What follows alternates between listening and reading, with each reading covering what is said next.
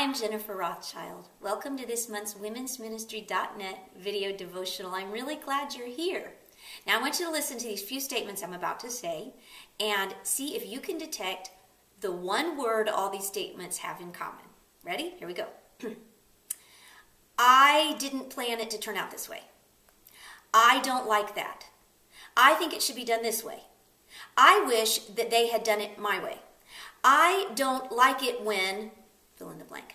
I think, fill in the blank. I wish, I think, I want. Okay, what's the word? Exactly. I mean, Frank Sinatra sang, right? I did it my way. I is an important word to consider. It's really tiny, but it can have big ramifications.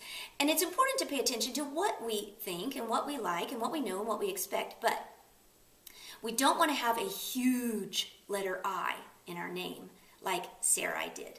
Do you remember the story of Sarah? Well, she became Sarah in Genesis 17, but prior to that, she was named Sarai, and she was married to Abram. Well, in Genesis 15, Abram receives a promise from God that Sarai is going to have a baby. He's going to be the father of many nations. And through chapters 15 and 16, you see how this promise is supposed to turn out. But in chapter 16, Sarah's getting a little discontent because let's face it, she's not getting pregnant and she's about 2,000 years from the nearest fertility clinic. So she decides, and I'm going to paraphrase what she says in scripture, I was promised to have a baby.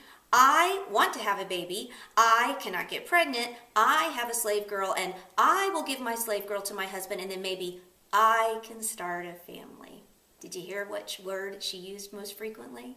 You see, Sarai had a huge letter I in her name. And what happened is because she took matters into her own hands, rather than committing her desires and wishes into God's hands, it made a real impact in her family's life and even in history. Poor Hagar was banished. Ishmael was born. There was conflict in the families, in the marriage. It was just a mess.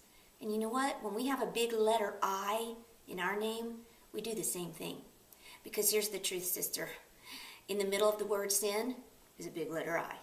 And in the middle of the word pride is an even bigger letter I. In Genesis 17, God came and did what he promised. Sarai's name was changed to Sarah. And just trust me on this. God will do what he promised he will do. So if you've heard from him and you're expecting something and you haven't received it yet, don't be like Sarai with a big letter I, saying I will, I should, I want, I wish. Instead, just say I'm going to submit my plans. I'm going to submit them into God's hands and take them out of my own.